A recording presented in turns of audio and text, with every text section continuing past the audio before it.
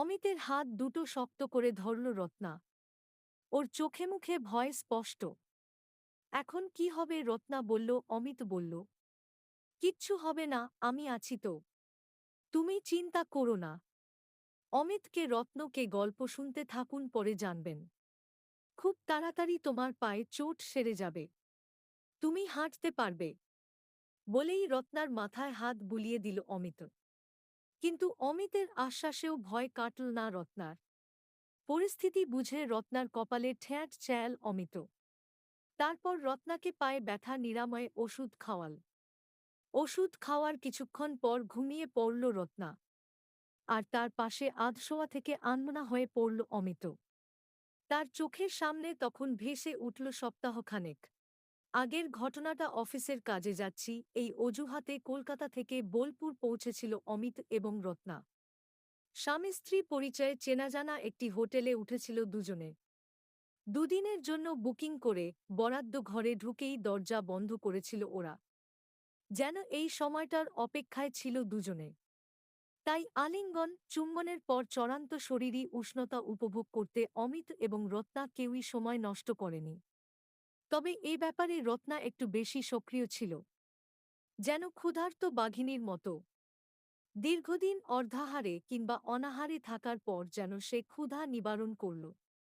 তাই অমিত তাকে বাইরে বেরোনোর প্রস্তাব দিলেও প্রথমে সে রাজি হয়নি। কারণ বন্ধ ঘরে আরও কিছুটা সময় সে অমিতকে জড়িয়ে ধরে শুয়ে থাকতে চেয়েল। কিন্তু একঘেয়েই কাটানোর জন্য অমিতই প্রায় জোরাজুরি করে বাইরে বের করেছিল রত্নাকে। আর তারপরই ঘটেছিল বিপত্তি। সোনাঝুরির জঙ্গলে অমিতের হাত ধরে হাঁটতে হাঁটতে কখন যে গর্তে একটা পা পড়ে গিল তা বুঝতে পারেনি রত্না। হাসপাতালে নিয়ে গিয়ে এক্স-রে করানোর পর চিকিৎসক জানিয়েলেন রত্নার ডান পায়ে হাড়ে হালকা চিড় ধরেছে।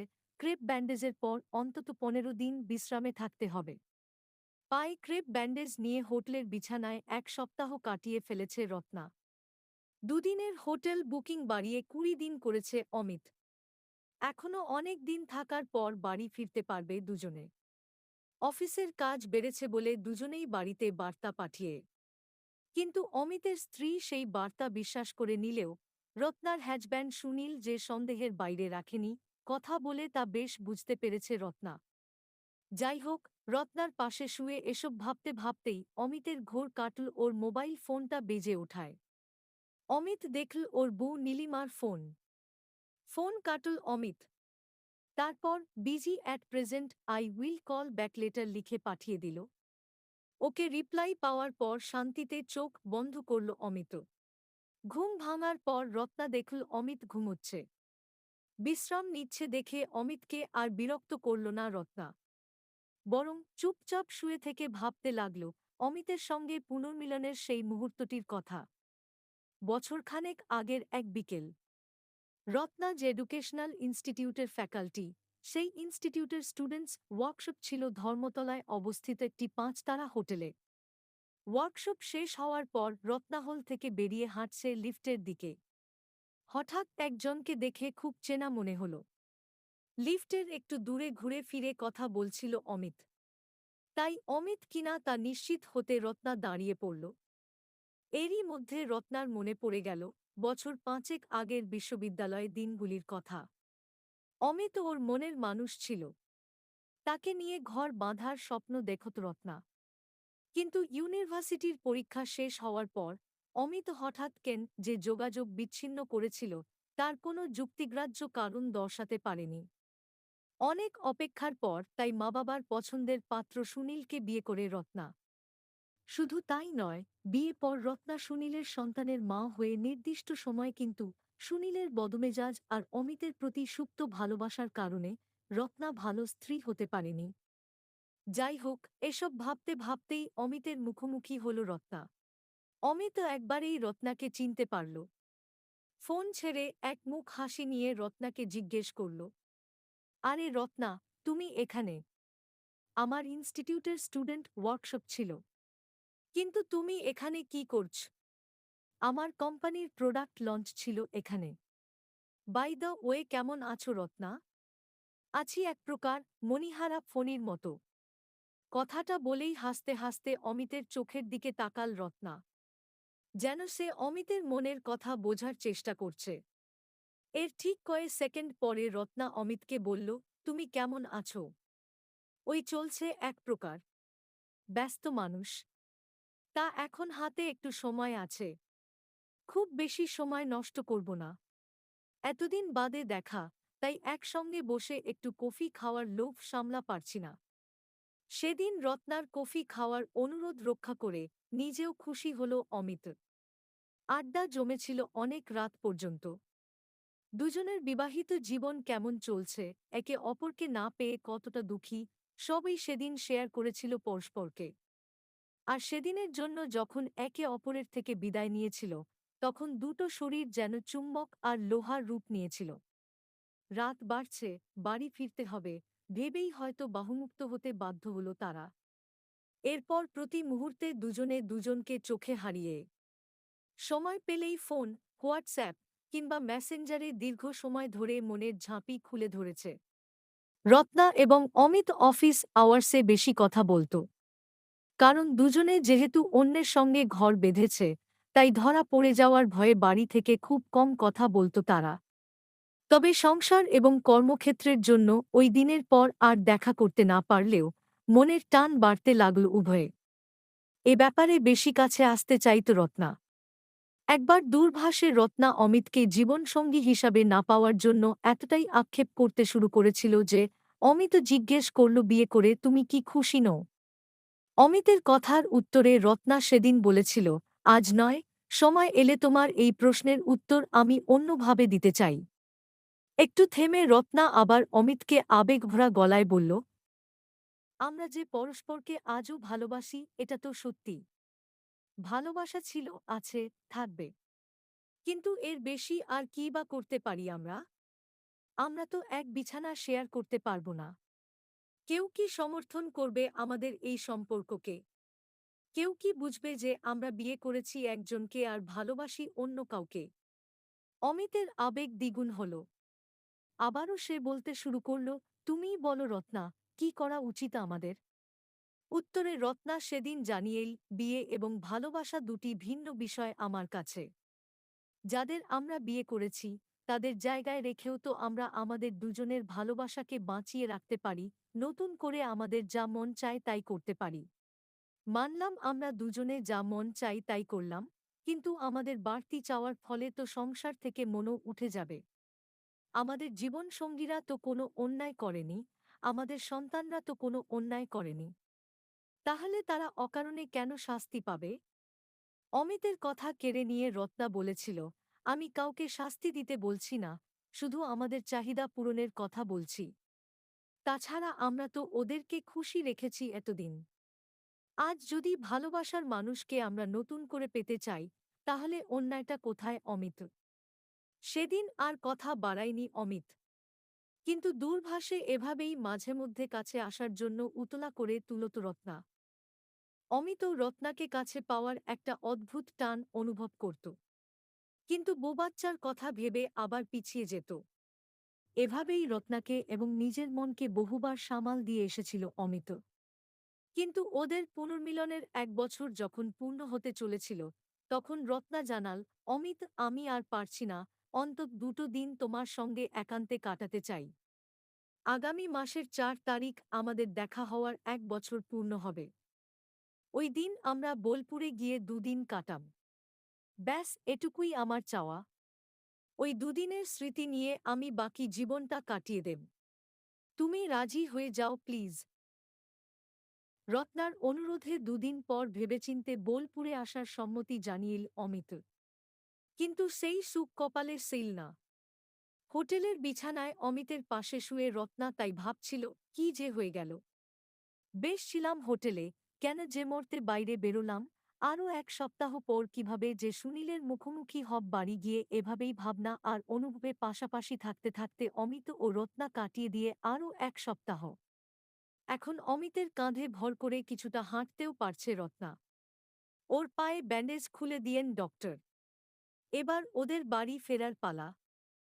হোটেল ছাড়ার আগে রত্না অমিতকে প্রাণপণে জড়িয়ে ধরে রয়ে মিনিটখানেক ওভাবে থাকার পর রত্না অমিতের চোখে চোখ রেখে জানাল, আমার মনের দরজা সারা জীবন শুধু তোমার জন্য খোলা থাকবে। তুমি যখন খুশি আসতে পারো, আমি তোমার কাছে আত্মসমর্পণ করে আনন্দ পাব। রত্না এখনো সম্পূর্ণ সুস্থ হয়নি। স্বাভাবিকভাবে হাঁটতে পারছিল না।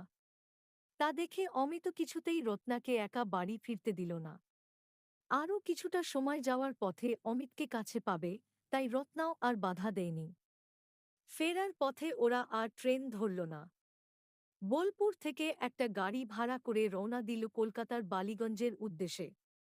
ওখানেই রত্নার শ্বশুরবাড়ি। কিন্তু অমিত থাকে উত্তর ২৪ পরগনার ব্যারাকপুরে। তাই রত্নাকে অমিত জানিয়েই ওর শ্বশুরবাড়ির কিছুটা আগে ওকে রিকশোতে তুলে দেবে। কিন্তু রত্না জানাল, না, তুমি আমাকে বাড়িতে পৌঁছে দিয়ে আসবে। আমি সুনীলকে ম্যানেজ করব, আলাপ করিয়ে দেব তোমার সঙ্গে। বাড়ি পৌঁছনোর আগে সুনীলকে ফোন করে তাকে রিসিভ করার কথা জানিয়েল রত্না। সেইমতো রাস্তায় এসে ছেলেকে কোলে নিয়ে দাঁড়িয়েল সুনীল। গাড়ি থেকে নেমেই রত্না প্রথমে ছেলেকে কোলে তুলে নিল। কারণ বিগত ১৫ দিন সে শুধু দূরভাষে ছেলের খবর নিয়েই টুকটাক কথা বলেছিল। ছেলের জন্য রত্নার বেশি চিন্তা ছিল না, কারণ রত্না জানত ওর শাশুড়ি নাতিকে খুব ভালোবাসেন, তাই সামলে নেবেন। সোনা বাবা, তুমি কেমন আছো? ঠাকুমা তোমায় আদর করেছিল তো? ছেলের গালে চুমু দিতে দিতে কথাগুলো বলতে থাকে রত্না। ঠাকুমা আমায় অনেক গল্প শুনিয়ে সদ্য কথা বলতে শেখা ছেলেটি তার মাকে জানায়। রত্নাকে নামিয়ে অমিত গাড়ি নিয়ে বেরিয়ে যেতে চেয়েল, তখনই রত্না গাড়ির ড্রাইভারকে থামতে বলে এবং অমিতকে নামতে বলে ইশারায়। সুনীল, এদিকে এসো, আলাপ করিয়ে দিই আমার বন্ধু অমিতের সঙ্গে। মনে কোনো দ্বিধাসংশয় না রেখে খুব স্বাভাবিকভাবে অমিতের সঙ্গে সুনীলের আলাপ করিয়ে দেয় রত্না। অমিতের সঙ্গে আলাপ পর্বে সুনীল কোনো বিরূপ প্রতিক্রিয়া ব্যক্ত করেনি ঠিকই, কিন্তু হতবাক হয়েল হঠাৎ এমন একটি অভাবনীয় ঘটনার মুখোমুখি হয়ে। তাই অমিত চলে যাওয়ার পর একাধিক প্রশ্নবাণে বিদ্ধ করেছিল কিছুটা উত্তেজিত হয়ে, কিন্তু রত্নাকে নিরুত্তাপ দেখে সাময়িকভাবে ঘাবড়ে গেল সুনীল। সময় এগিয়ে চলে তার নিজস্ব গতিতে। কাজের ব্যস্ততায় সুনীলের মাথা থেকেও বেরিয়ে যায় অমিতের বিষয়টা। পায়ে ব্যথা সেরে গিয়ে স্বাভাবিক হাঁটাচলা করতে পারার পর রত্নাও আবার কাজে যোগ দেয়। সময় পেলেই অমিতকে ফোনও করতে থাকে নিয়মিত। এভাবেই চলছিল সবকিছু, কিন্তু দিনের পর দিন বিছানায় রত্নাকে আর আগের মতো না পেয়ে নতুন করে আশার মেঘ ঘনীভূত হতে শুরু করে সুনীলের মনে। রাত ১০টা। ডিনার সেরে নিয়ে রত্না ছেলেকে খাইয়ে ওর ঠাকুমার ঘরে দিয়ে এসেছে। ঠাকুমার সঙ্গেই এখন ঘুমানোর অভ্যাস ছেলের। রত্না তাই এখন একা। সুনীলের ফিরতে এখনো ঘণ্টাখানেক বাকি। তাই এই ফাঁকা সময় অমিতের সঙ্গে কথা বলার ইচ্ছে হল রত্নার। অমিত সেই রাতে অফিসের কাজে উত্তরবঙ্গে ছিল। কাজ সেরে হোটেলের ঘরে বসে টিভি দেখছিল। রত্নার ফোন রিসিভ করে টিভি বন্ধ করে দেয়, তারপর বেশ নিশ্চিন্তে কথোপকথন চালাতে থাকে অমিত এবং রত্না। আবেগে চোখ বন্ধ রেখে কথা বলছিল রত্না। তাই সুনীল কখন ঘরে ঢুকে চেয়ারে বসে ওর প্রেমালাপ শুনছিল বুঝতেই পারেনি। হঠাৎ ঘরে কারুর উপস্থিতি টের পেয়ে চোখ খুলে রত্না। আচমকা সুনীলকে দেখে ঘাবড়ে গিয়ে ফোন কেটে দেয় সে। ফোনের ওপারে কে ছিল? ওই লোকটা যে তোমাকে পেছোতে এসেছিল? কর্কশভাবে প্রশ্নগুলো রত্নার দিকে ছুঁড়ে দেয় সুনীল। হ্যাঁ, আমিতেই ছিল, তো কি হয়ে? প্রেম তো বেশ জমে উঠেছে দেখছি, এই জন্যই ভাবছিলাম রাতে এখন শরীরে তোমার প্রাণ থাকে না কেন? বাজে কথা রাখো। রাত হয়ে আমার ঘুম পাচ্ছে, ফালতু বকবক করতে পারব না। তা পারবে কেন? সব এনার্জি তো ওই লোকটার সঙ্গে বকবক করে শেষ করে ফেলেছ। লজ্জা করে না? বাচ্চার মা তুমি। আমি কি অভাব রেখেছি তোমার? তুমি আমার শরীরের খবর রেখেছ, মনের খবর রেখেছ কি? বাহ, ভালো বলেছ। এখন অনেক কথাই তুমি বলবে। ওই ইতরটার সান্নিধ্য পেয়ে না। এখন তো আমার সবই তোমার কাছে মূল্যহীন মনে হবে। যাই হোক, একটা কথা স্পষ্ট জানিয়ে রাখছি, আর যদি ওই লোকটার সঙ্গে যোগাযোগ রাখো তাহলে তোমার সঙ্গে আমার ফাটাফাটি হবে বলে দিলাম। আমার সম্মান নষ্ট করলে আমি ছাড়ব না। তোমার যা করার আছে তুমি করে নাও। অমিত আমার বন্ধু, আমি যোগাযোগ রাখবেই। ওহ তাই? দেখাচ্ছি মজা।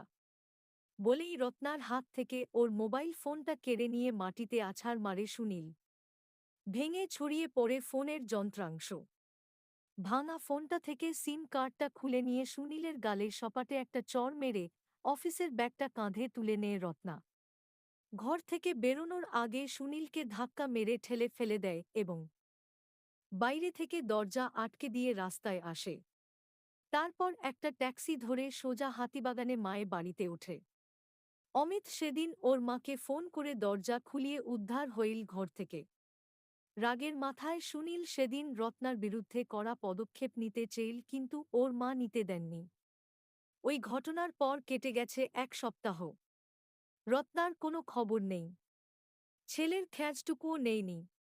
এদিকে ছোট্ট ছেলেটিকে ঠাকুমা আগলে রাখলেও মাঝে মধ্যে মার জন্য কান্নাকাটি করতে থাকে।